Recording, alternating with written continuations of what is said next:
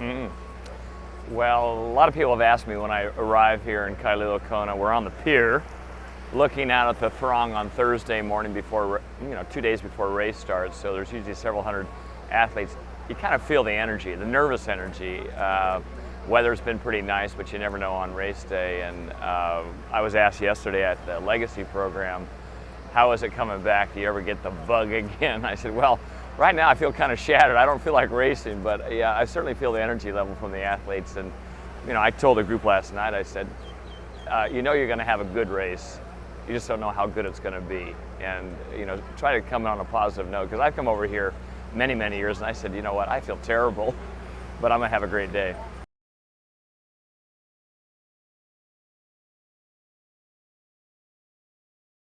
The years that I've been in Kailua, Kona, let's see, 1980 was in Oahu, 81 I missed, but from 82 on, we can add up the years. I think I've missed 2 years from 1982 until 2016, so 32 years, 33 races, I guess. So a lot of years, older than a lot of these athletes that are out here. And a number of them have said, gee, you're an old guy. And I said, yeah, that's right.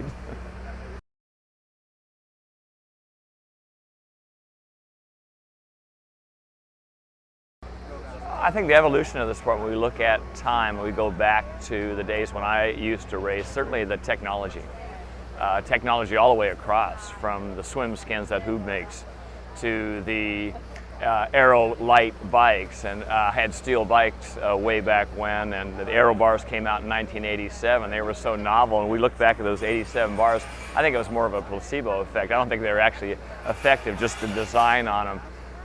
So the technology from the swim gear that they're wearing, and all the pros would be wearing the swim skins, the top amateurs will be wearing them. When I put on the Hoob skin, it's like magic. You feel yourself slide through the water. You get to the run, you have technologically breathing fabrics, and I used to wear a cotton t-shirt that sort of flopped around. Well, that's not the right attire now. So I think that's the biggest thing. The second part is, we were extremely competitive way back when.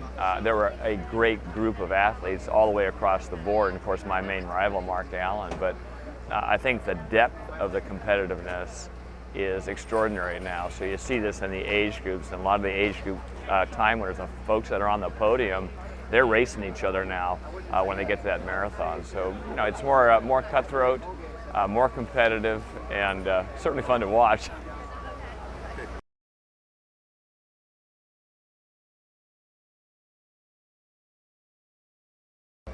The different iterations of the course have changed. One of the things that I'm not a big fan of is the little diversion through town at the outset of the bike. It obviously gives people an opportunity to see the athletes coming down Palani Hill, and I think visually it's extremely exciting.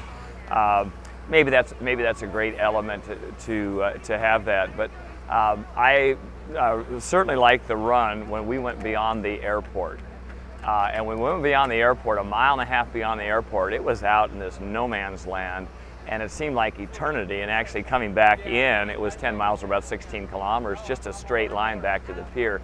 So I think mentally, that part of the course, when we had to do that, was really, really rigorous. And I'm not diffusing or diluting the intensity of the course now. They've got about 4.5 miles out on Li'i Drive and then back, and then they're coming up Palani Hill. That's difficult because it's hot and humid, and I think people see the people along the roadway here on Li'i Drive, and they have a tendency to be overzealous. I tell people, back off when you're on Li'i Drive. It's undulating. There's no breeze from the ocean because they're quite often blocked by the condos. So, there's a trade-off. The old course was difficult.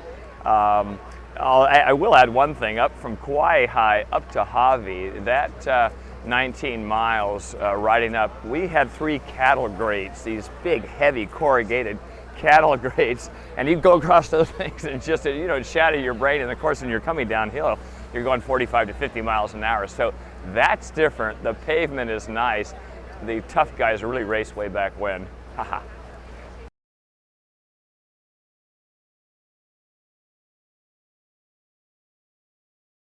I think the race tactics, when we look at the swim, certainly the top guys all want to be in that nucleus of of the leaders, not the breakaway leaders, because quite often there's 3 or 4 that are extremely fast, 48 minutes or 49 minutes, but that 50 to 51 minute group, there's quite a few that get out, and we've all seen them come up here on Palani, where there's 12, 13, 14, 15, and then collectively there's a few that are a few minutes behind. For example, Sebastian Kienle last year had a great swim. I think he was overzealous on the first part of this bike ride, and I actually spoke to him. He caught up to the guys that are going flat out at the beginning and was all of a sudden with that group. When we see the men's group and we see a group of 12 to 17, a lot of them, I sense, don't have the confidence that I can really win this race. Can you really win this race, or do you want to play the cycling game? Because when you look at the power outputs now on the bike, you're seeing these extraordinary peaks where all of a sudden they're going up to 600 to 700 watts during the race, and they're not doing a 1K race. So when they do that several times and they maintain that, even dropping down 100 watts, and they do it for 3 or 4 minutes, they're just destroying their legs. They're building up a lot of muscle acidity. People have to have a plan. And I think we looked at Freddie Van Leer years ago. He came back and kind of negative split the second half power-wise and ended up winning the race, ran well.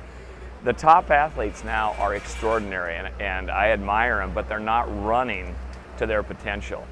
And even Jan Frodeno, the reigning champion, Daniela Ryf, reigning champion, they are not running to their marathon capabilities based on their 70.3 races. So I'd like to see them be really savvy on the bike, have a great foot race on that run, and a lot of the men should be well under 240. The women should be under 250, and I'm just hoping to see that. The tactics way back when, we kind of raced from the outset. When I raced Mark Allen, I was keenly aware of everyone else. Wolfgang Dietrich in 1989, I knew he was ahead, and I said, golly, I'd like to catch him as well. But I knew my arch rival was right behind me. So it was a race. As soon as that gun went off right here, I knew that guy on my feet was Mark Allen, and I wanted to ditch him.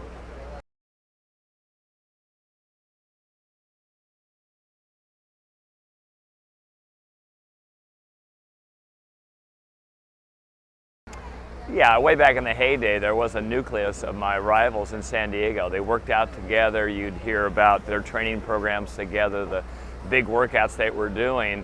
And I was sort of this anomaly up in Davis. I think people thought I was a monk or something. There just weren't other athletes to join me. I would have liked to have had some selective company. I certainly didn't want to have a Mark Allen and Scott Tinley and Scott Molina and Wolfgang Dietrich and Greg Welch all join me on group rides in Davis. I wanted to keep that separation, whether it's geographically or more so psychologically. And I think as we got closer to Kona, I was the marked guy, and I was able to win early, and I think they always anticipated that I would be in great shape.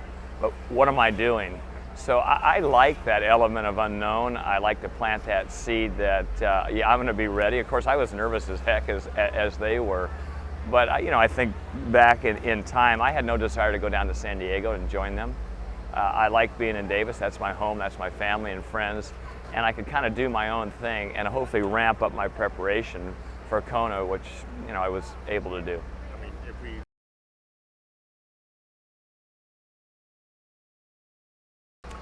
Well, Mark and I had an amazing rivalry. We've been together on the island for a number of different events, and we're not punching each other now. We recognized even when we were racing that there was mutual admiration for each other, but when that gun went off, it was war. We were going to kiss each other before the start of the race and say, have a great race. It was like, bam, all right, I want to smash you, and he felt the same way. I think part of it was a lot of the athletes didn't feel as though I could run. And my running form is just awful. It's unsightly, but it was effective. And I always felt confident as the years went by that running became my weapon. I had a swimming background. I was solid on the swim, always seemed to pull that wave. Was good on the bike, but the running, I thought, okay, in this course, on this island, with this heat, I'm the fastest runner. And I wanted Mark to know that. I wanted everyone else to know that. And going into each race every year, if we were together, I thought, okay, when it comes down to the marathon, I'm still going to prevail. In '89, when we had this great battle, I thought of different scenarios. What if we were together on the swim? Pretty likely. Together on the bike? Pretty likely. getting off to the run and being patient. And I wasn't patient at all. I'm not patient by nature. And so even on this first part along Elite E Drive, we came out of it and we were running 5:48 pace, about 3:38 Ks for the first 12 to 16 kilometers. It was real fast all the way up the hill of Palani. And Mark and I never talked about that race, 89, until about 10 years time. 1999, we did a talk in Los Angeles, and he shared some things that were going through his mind, and I shared some things that were going through my mind during that race. And I think we were both dumbfounded, because he said to me, I was all over the shop, accelerating, backing off, and I always thought like I was like a metronome, just steady, steady, steady, steady, but I wanted to drop the bloody bloke. Anyway, that didn't happen, and came down the last 2 miles.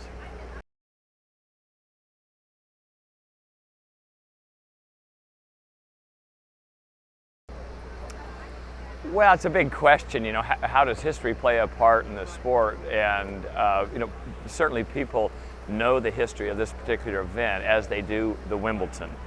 They know the big events in all the sports, and now over time, 30 plus years, people can look back and say, there was a couple men and a few women that were sort of dominant during their heyday. And ironically, I won 6. Mark won 6. Natasha 6. Paula Newby-Fraser 8 wins. And so, to replicate that now, people are going, wow, if I could just win one of these, and it's difficult to come back. The competitive nature is very, very difficult. The qualifying is difficult to get here. So, I think from a historical side, people are seeing that, even the old ones like myself, we're not only competitive, but our times are competitive. They're still doing the same course. They're still doing the same bike ride, essentially the same bike ride, the same run out there on the Queen K. And our times back then stand pretty prominently.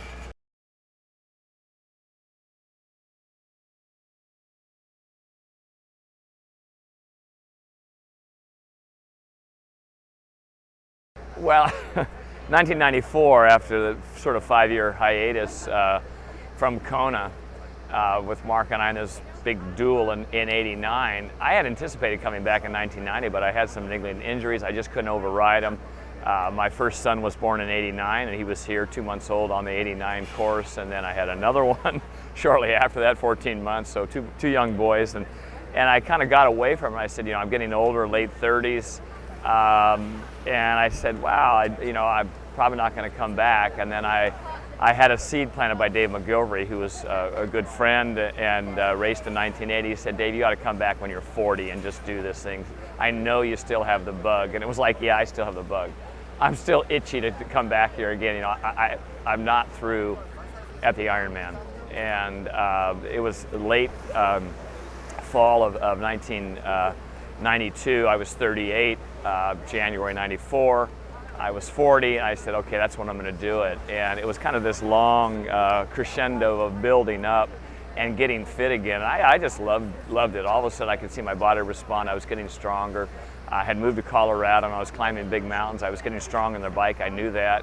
I felt my run was, again, my weapon, and I was maybe overly confident about my run being there, and my swimming always felt pretty solid. So quietly going into 94, 5 years with this hiatus, not really having a vendetta against any athlete, just trying to see what I could do, I thought I could win. And you don't say that to anyone, well, how are you going to do it 40? Because most people want to bury you. And I just thought, well, I'm going to win this race.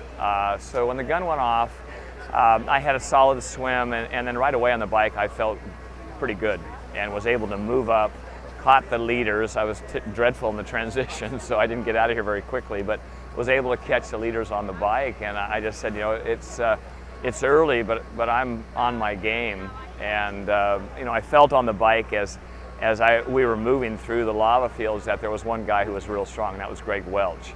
And we would kind of match each other on the climb. Back then, the rules allowed you to fan out, so there really wasn't drafting. We could just fan out. If you went by people, that's what happened. And legally, they had to drop back. But I would ride side by side with Greg up those hills. And he's an extraordinary runner, world champion at the ITU distance. And I thought, he could be tough on the run. But I'm stronger. And I thought, okay, he's a darn good runner at 10K, but he's not going to beat me here. Starting the run, I didn't feel good, and he got away 21 seconds. And I kept hearing this split, 21 seconds, 21 seconds. I could see him up ahead.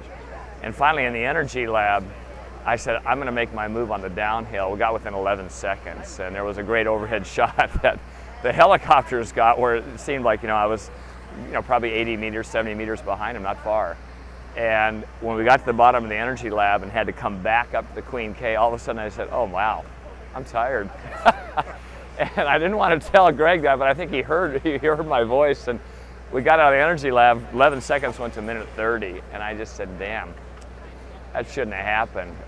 He can still falter, but that just gave him the momentum, and he ended up beating by over 3 minutes. So, yeah, it was an epic day for me coming in second. I obviously would have liked to have won the race, and I kind of repeated again coming back in 96. Missed 95, Mark won in 95, and I had broken my toe with I dropped a weight on my toe and couldn't race. And 96 came around, I kind of had the same instincts as I did in 94, but even more silent confidence. And that turned out to be a rugged day. I didn't have a good swim, terrible bike, and I got off the bike in 26th and ran up to 5th. So, those 2 days at the end of my career were, sort of extraordinary days for me.